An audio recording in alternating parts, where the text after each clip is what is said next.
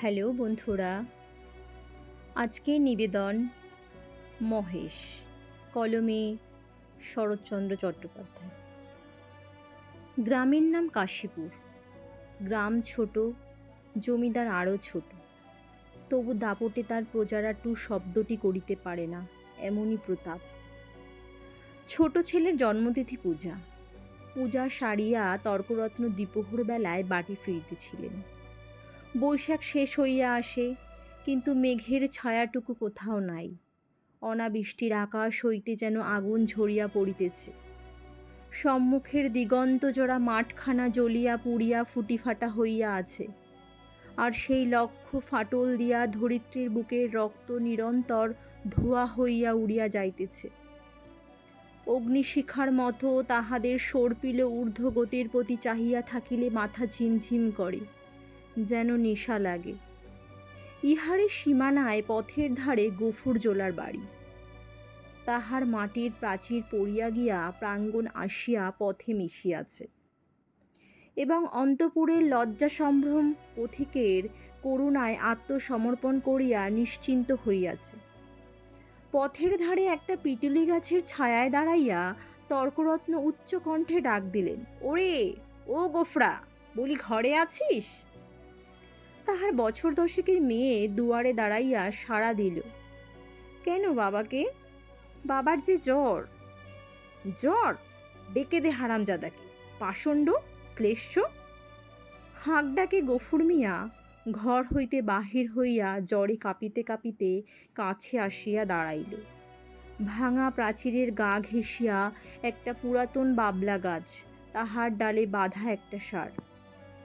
তর্করত্ন দেখাইয়া কহিলেন, ওটা হচ্ছে কি শুনি?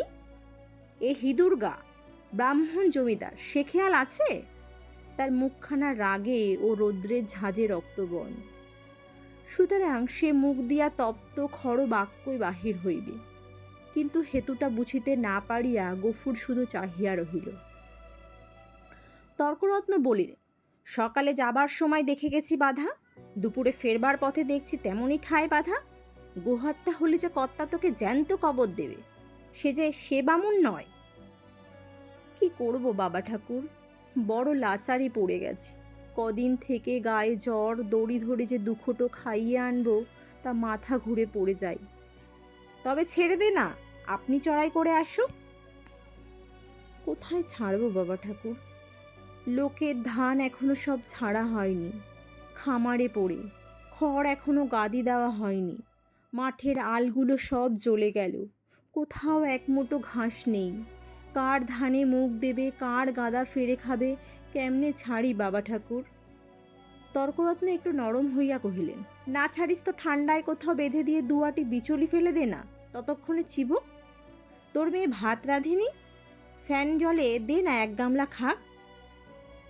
গফুর জবাব দিল। নিরুপায়ের মতো তর্করত্নের মুখের পানে চাহিয়া তাহার নিজের মুখ দিয়া শুধু একটা দীর্ঘ নিঃশ্বাস বাহির হইয়া আসিল। তর্করত্ন বলিলেন, তাও নেই বুঝি?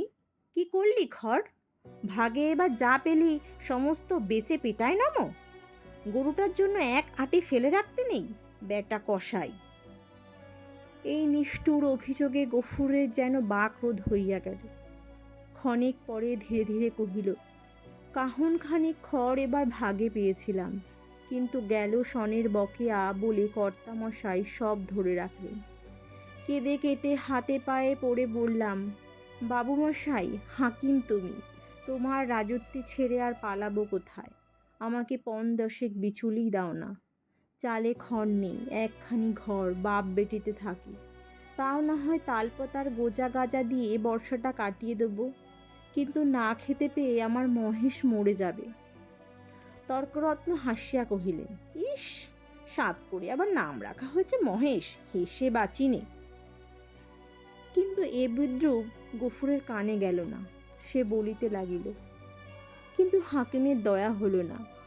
মাস দুয়েক খোরাকের মতো ধান দুটি আমাদের দিলেন, কিন্তু বেবাক খড় সরকারে গাদা হয়ে গেল। ও আমার কুটোটি পেলে না।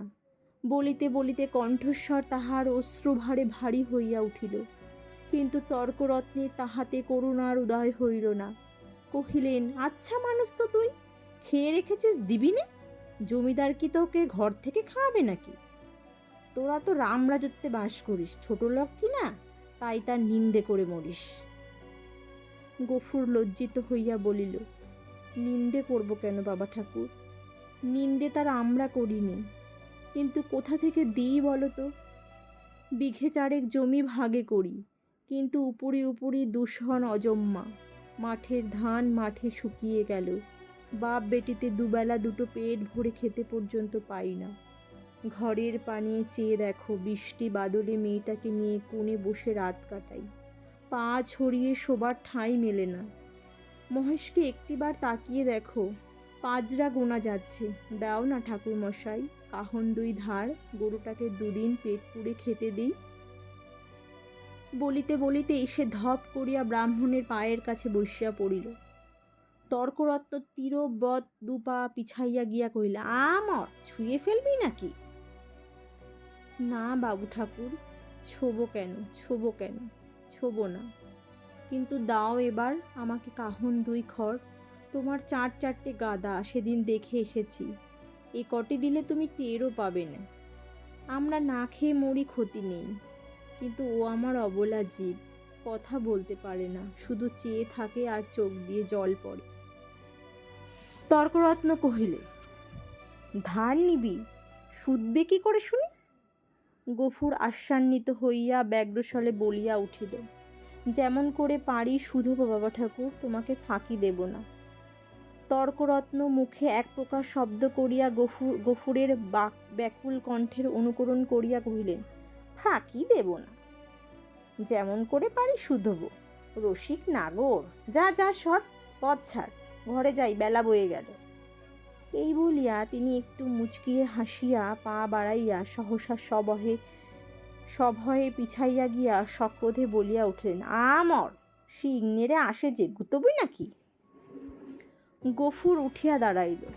ঠাকুরের হাতে ফলমূল ও ভিজা চালের পুটুলি ছিল, সেইটা দেখাইয়া কহিল, গন্ধ পেয়েছে, এক মুঠো খেতে চায়। খেতে চায় তা বটে, যেমন চাষা তার তেমনি বলদ, খড় জোটে না, চাল কলা খাওয়া চাই। নে নে, পথ থেকে সরিয়ে বাদ, যে শিং কোনো দিন দেখছি কাকে খুন করবে। এই বলিয়া তর্করত্ন পাশ কাটাইয়া হন করিয়া চলিয়া গেলেন। গফুর সেদিক হইতে দৃষ্টি ফিরিয়া ক্ষণকাল স্তব্ধ হইয়া মহেশের মুখের দিকে চাহিয়া রহিল। তাহার নিবিড় গভীর কালো চোখ দুটি বেদনা ও ক্ষুধায় ভরা। কহিল, তোকে দিলে না এক মুঠো, ওদের অনেক আছে, তবু দেয় না। না দিগ্গে। তাহার গলা বুঝিয়া আসিল। তারপরে চোখ দিয়া টপ টপ করিয়া জল পড়িতে লাগিল।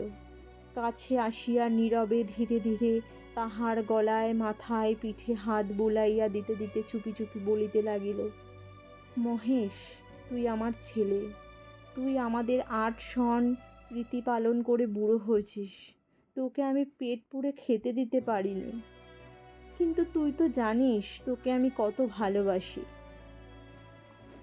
মহেশ প্রত্যুত্তরে শুধু গলা বাড়াইয়া আরামে চোখ বুজিয়া রহিল। গফুর চোখের জল গরুটার পিঠের ওপর রগড়াইয়া মুছিয়া ফেলিয়া তেমনি অস্ফুটে কহিতে লাগিল, জমিদার তোর মুখের খাবার কেড়ে নিলে, শ্মশান ধারে গায়ের যে গোচরটুকু ছিল তাও পয়সার লোভে জমা বিলি করে দিলে। এই 2 বছরে তোকে কেমন করে বাঁচিয়ে রাখি বল? ছেড়ে দিলে তুই পরের গাদা ফেরে খাবি, মানুষের কলা গাছে মুখ দিবি। তোকে নিয়ে আমি কি করি? গায়ে আর তোর জোর নেই, দেশের কেউ তোকে চায় না, লোকে বলে তোকে গোহাটায় বেচে ফেলতে। কথাটা মনে মনে উচ্চারণ করিয়াই আবার তাহার 2 চোখ বাহিয়া টপ টপ করিয়া জল পড়িতে লাগিল। হাত দিয়া মুছিয়া ফেলিয়া গফুর একবার এদিকে ওদিকে চাহিল। তারপরে ভাঙা ঘরের পিছন হইতে কত কটা পুরনো বিবর্ণ খড় আনিয়া মহেশের মুখের কাছে রাখিয়া দিয়া আস্তে আস্তে কহিল, নে, শিগগির করে একটু খেয়ে নে বাবা, দেরি হলে আবার। বাবা? কেন মা? ভাত খাবে, এসো। এই বলিয়া আমিনা ঘর হইতে দুয়ারে আসিয়া দাঁড়াইল। এক মুহূর্ত চাহিয়া থাকিয়া কহিল, মহেশকে আবার চাল ফেরে খড় দিয়েছ বাবা? ঠিক এই ভয়েই সে করিতেছিল। লজ্জিত হইয়া বলিল, পুরনো পচা খড় মা, আপনিই ঝরে যাচ্ছিল। আমি যে ভেতর থেকে শুনতে পেলাম বাবা, তুমি টেনে বার করছো। না মা, ঠিক ঠিক টেনে নয় বটে, কিন্তু দেয়ালটা যে পড়ে যাবে বাবা। গফুর চুপ করিয়া রহিল। একটি মাত্র ঘর ছাড়া যে আর সবই গেছে, এবং এমন ধারা করিলে আগামী বর্ষায় ইহাও টিকবে না, এ কথা তাহার নিজের চেয়ে আর কে বেশি জানে। অথচ এ উপায়েই বা আর কটা দিন চলে। মেয়ে কহিল, হাত ধুয়ে ভাত খাবে, এসো বাবা, আমি বেড়ে দিয়েছি। গফুর কহিল, ফ্যানটুকু দে তো মা, একেবারে খাইয়ে দিয়ে যাই। ফ্যান যে আজ নেই বাবা, হাঁড়িতেই মরে গেছে। নেই? গফুর নীরব হইয়া রহিল। দুঃখের দিনে এতটুকুও যে নষ্ট করা যায় না, এ 10 বছরের মেয়েটাও তাহা বুঝিয়াছে। হাত ধুইয়া সে ঘরের মধ্যে গিয়া দাঁড়াইল। একটা পিতলের থালায় পিতার সাকান্ন সাজাইয়া দিয়া কন্যা নিজের জন্য একখানি মাটির সানকিতে ভাত বাড়িয়া লইয়াছে। চাহিয়া চাহিয়া গফুর আস্তে আস্তে কহিল, আমি না, আমার গায়ে যে আবার শীত করে মা। জ্বর গায়ে খাওয়া কি ভালো? আমি না উদ্বিগ্ন কণ্ঠে কহিল, কিন্তু তখন যে বললে বড় খিদে পেয়েছে, তখন তখন হয়তো জ্বর ছিল না মা। তাহলে তুলে রেখে দিই, সাজের বেলা খেও। গফুর মাথা নাড়িয়া বলিল, কিন্তু ঠান্ডা ভাত খেলে যে অসুখ বাড়বে আমিনা। আমিনা কহিল, তবে? গফুর কত কি যেন চিন্তা করিয়া হঠাৎ এই সমস্যার মীমাংসা করিয়া ফেলিল। কহিল, এ কাজ করো না মা, মহেশকে না হয় ধরে দিয়ে আয়। তখন রাতের বেলা আমাকে এক মুঠো ফুটিয়ে দিতে পারবি না আমিনা? প্রত্যুত্তরে আমিনা মুখ তুলিয়া ক্ষণকাল চুপ করিয়া পিতার মুখের প্রতি চাহিয়া রহিল। তারপরে মাথা নিচু করিয়া ধীরে ধীরে ঘাড় নাড়িয়া কহিল, পারবো বাবা। গফুরের মুখ রাঙা হইয়া উঠিল। পিতা ও কন্যার মাঝখানে এই যে একটুখানি ছলনার অভিনয় হইয়া গেল, তাহা এই দুটি প্রাণী ছাড়া আরও একজন বোধ করি অন্তরিক্ষে থাকিয়া লক্ষ্য করিলেন। 5-7 দিন পরে একদিন পীড়িত গফুর চিন্তিত মুখে দাওয়ায় বসিয়াছিল। তাহার মহেশ কাল হইতে এখনো পর্যন্ত ঘরে ফিরে নাই। নিজে যে শক্তিহীন, তাই আমিনা সকাল হইতে সর্বত্র খুঁজিয়া বেড়াইতেছে। পরন্ত বেলায় সে ফিরিয়া আসিয়া বলিল, শুনেছ বাবা, মানিক ঘোষের মহেশকে আমাদের থানায় দিয়েছে। গফুর কহিল, দূর পাগলি। হ্যাঁ বাবা, সত্যি। তাদের চাকর বললে তোর বাপকে বল যে দরিয়াপুরের খোয়াতে খুঁজতে। কি করেছিল সে? তাদের বাগানে ঢুকে গাছপালা নষ্ট করেছে বাবা। গফুর স্তব্ধ হইয়া বসিয়া রহিল। মহেশের সম্বন্ধে সে মনে মনে বহু প্রকার দুর্ঘটনা কল্পনা করিয়াছিল, কিন্তু এ আশঙ্কা ছিল না। সে যেমন নিরীহ তেমনি গরিব, সুতরাং প্রতিবেশী কেহ তাহাকে এত বড় শাস্তি দিতে পারে এ ভয় তাহার হয় নাই। বিশেষত মানিক ঘোষ, গো ব্রাহ্মণে ভক্তি তাহার এ অঞ্চলে বিখ্যাত। মেয়ে কহিল, বেলা যে পড়ে এলো বাবা, মহেশকে আনতে যাবে না? গফুর বলিল, না, কিন্তু তারা যে বললে 3 দিন হইলেই পুলিশের লোক তাকে গোহাটায় বেচে ফেলবে। গফুর কহিল, ফেলুক গে। গোহাটা বস্তুটা যে ঠিক কি আমিনা তাহা জানিত না, কিন্তু মহেশের সম্পর্কে ইহার উল্লেখ মাত্রেই তাহার পিতা যে কিরূপ বিচলিত হইয়া উঠিত ইহা সে বহুবার লক্ষ্য করিয়াছে। কিন্তু আজ সে আর কোনো কথা না কহিয়া আস্তে আস্তে চলিয়া গেল। রাত্রের অন্ধকারে লুকাইয়া গফুর বংশীর দোকানে আসিয়া কহিল, খুড়ো, একটা টাকা দিতে হবে। এই বলিয়া সে তাহার পিতলের থালাটি বসিবার মাচার নিচে রাখিয়া দিল। এই বস্তুটির ওজন ইত্যাদি বংশীর সুপরিচিত। বছর 2-এর মধ্যে সে 5 ইহাকে বন্ধক রাখিয়া একটি করিয়া টাকা দিয়াছে, অতএব আজও আপত্তি করিল না। পরদিন যথাস্থানে আবার মহেশকে দেখা গেল। সেই বাবলাতলা, সেই দড়ি, সেই খুঁটা, সেই তৃণহীন শূন্য আধার, সেই ক্ষুধাতোর কালো চোখের সজল উৎসুক দৃষ্টি। একজন বুড়া গোছের মুসলমান তাহাকে অত্যন্ত তীব্র চক্ষু দিয়া পর্যবেক্ষণ করিতেছিল। অদূরে একধারে দুই হাঁটু জড়ো করিয়া গফুর মিয়া চুপ করিয়া বসিয়াছিল। পরীক্ষা শেষ করিয়া বুড়া চাদরের খুঁট হইতে একখানি 10 টাকার নোট বাহির করিয়া তাহার ভাঁজ খুলিয়া বার মসৃণ করিয়া লইয়া তাহার কাছে গিয়া কহিল, আর ভাঙব না, এই পুরোপুরিই দিলাম, নাও। গফুর হাত বাড়াইয়া গ্রহণ করিয়া তেমনি নিঃশব্দেই বসিয়া রহিল। যে দুজন লোক সঙ্গে আসিয়াছিল তাহারা গরুর দড়ি খুলিবার উদ্যোগ করিতেই কিন্তু সে অকস্মাৎ সোজা উঠিয়া দাঁড়াইয়া উদ্ধত কণ্ঠে বলিয়া উঠিল, দড়িতে হাত দিও না বলছি, খবরদার বলছি, ভালো হবে না। তাহারা চমকিয়া গেল। বুড়ো আশ্চর্য হইয়া কহিল, কেন? গফুর তেমনি রাগিয়া জবাব দিল, কেন আবার কি? আমার জিনিস আমি বেচব না, আমার খুশি। এই বলিয়া সে নোটখানা ছুঁড়িয়া ফেলিয়া দিল। তাহারা কহিল, কাল পথে আসতে বায়না নিয়ে এলে যে, এই নাও না তোমাদের বায়না ফিরিয়ে। এই বলিয়া সে ট্যাক হইতে 2 টাকা বাহির করিয়া ঝনাত করিয়া ফেলিয়া দিল। একটা কলহ বাঁধিবার উপক্রম হয় দেখিয়া বুড়া হাসিয়া ধীরভাবে কহিল, চাপ দিয়া 2 টাকা বেশি নেবে এই তো? দাও হে, পানি খেতে ওর মেয়ের হাতে 2 টাকা দাও। কেমন, এই না? না, কিন্তু এর বেশি কেউ একটা আদলা দেবে না তা জানো। গফুর সজোরে মাথা নাড়িয়া কহিল, না।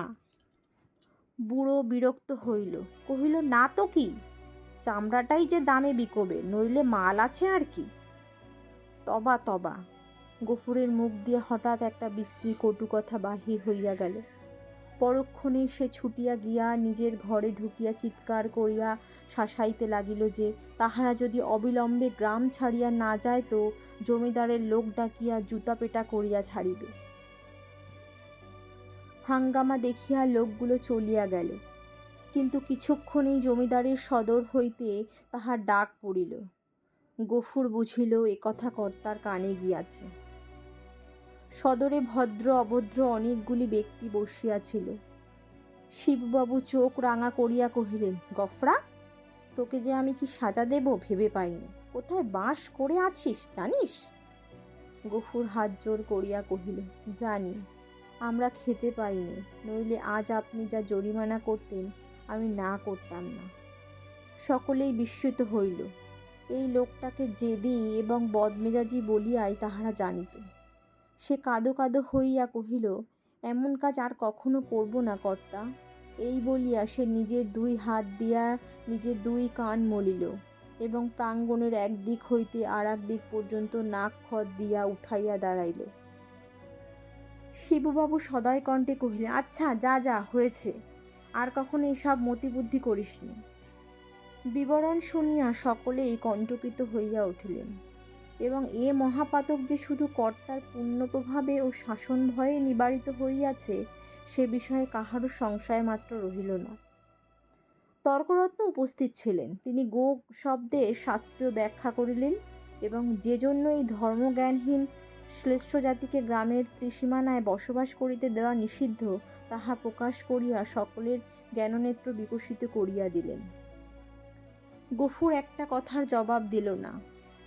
যথার্থ প্রাপ্য মনে করিয়া অপমান ও সকল তিরস্কার সবিনয়ে মাথা পাতিয়া লইয়া প্রসন্ন চিত্তে ঘরে ফিরিয়া আসিল।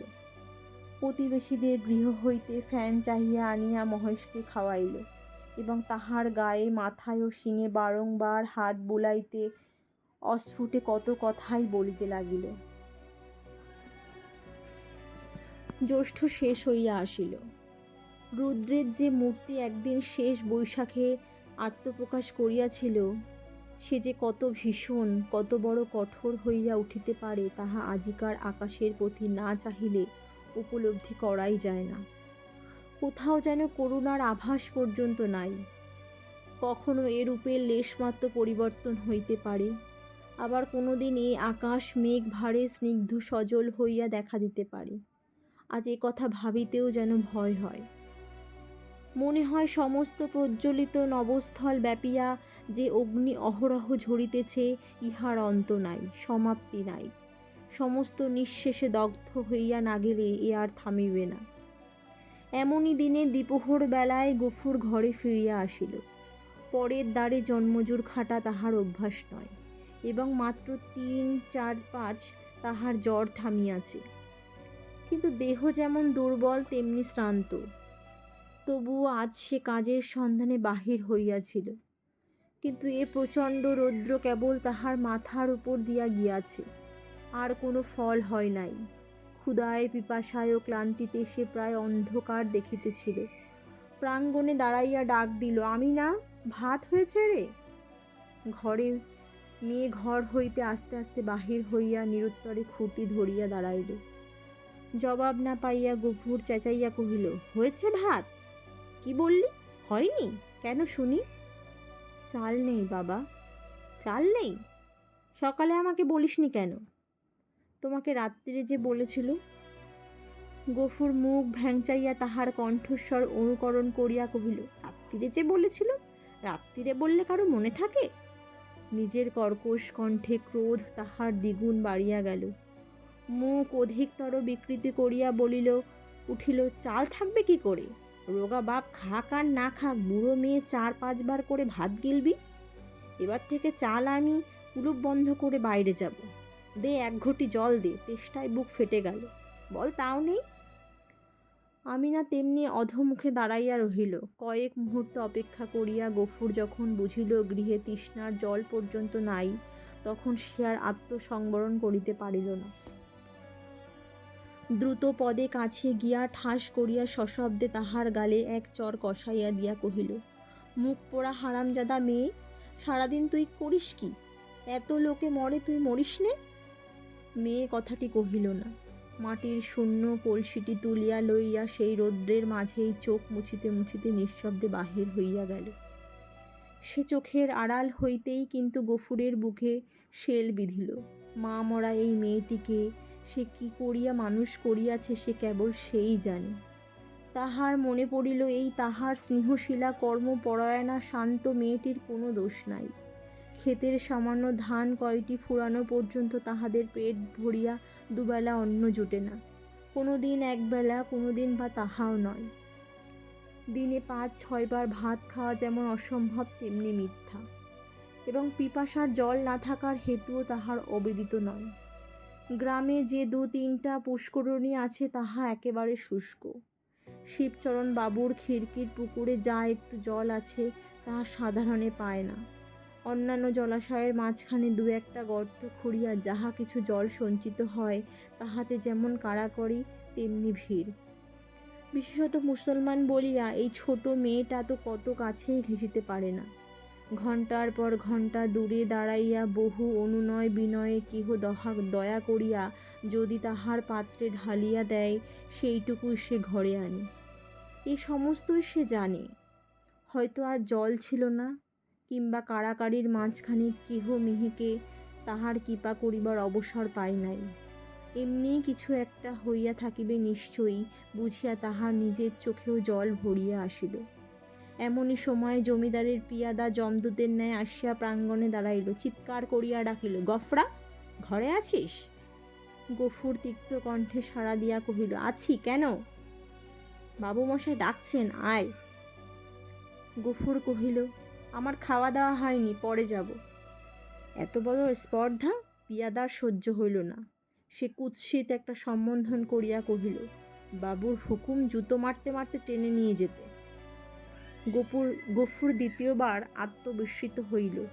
সেও একটা দুর্বাক্য উচ্চারণ করিয়া কহিল, মহারানীর রাজত্বে কেউ কারো গোলাম নয়, খাজনা দিয়ে বাস করি, আমি যাব না।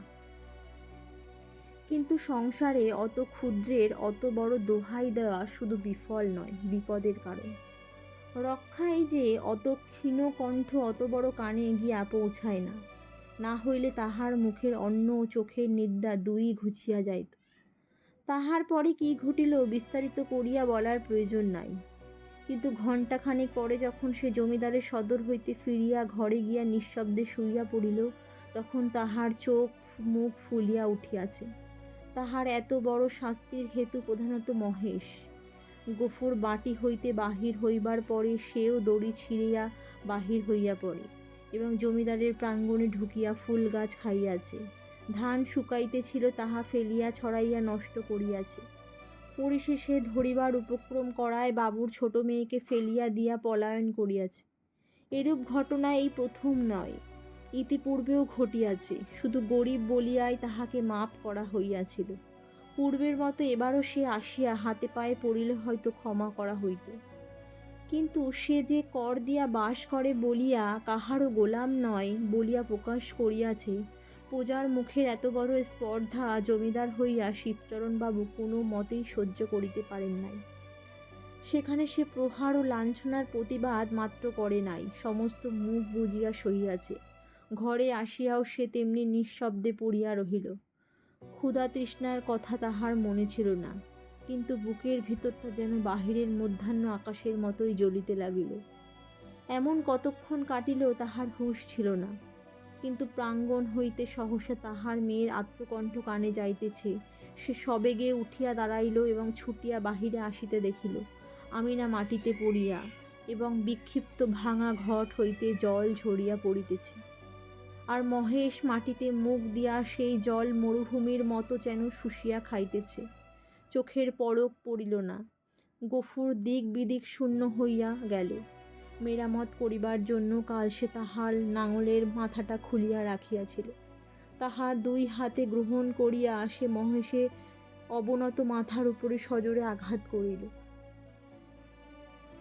একটিবার মাত্র মহেশ মুখ তুলিবার চেষ্টা করিল, তাহার পরেই তাহার অনাহার ক্লিষ্ট শীর্ণ দেহ ভূমিতলে লুটাইয়া পড়িল। চোখের কোণ বাহিয়া কয়েক বিন্দু অশ্রু ও কান বাহিয়া ফোঁটা কয়েক রক্ত গড়াইয়া পড়িল।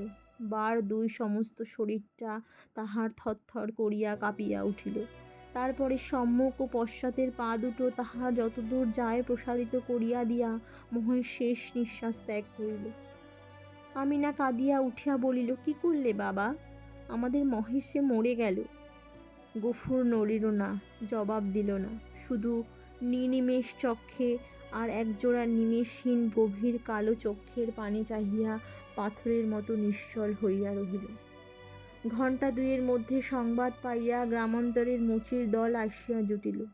তাহারা বাঁশে বাঁধিয়া মহেশকে ভাগাড়ে লইয়া চলিল। তাহাদের হাতে ধারালো চকচকে ছুরি দেখিয়া গপু শিহরিত চক্ষু মুদিল, কিন্তু একটা কথাও কহিল না। পাড়ার লোকে কহিল, তর্করত্নের কাছে ব্যবস্থা নিতে জমিদার লোক পাঠিয়েছেন। প্রাচিত্যের খরচ জোগাতে এবার তোকে না ভিটে বেচতে হয়। গফুর এ সকল কথারও উত্তর দিল না। দুই হাঁটুর ওপর মুখ রাখিয়া ঠায় বসিয়া রহিল।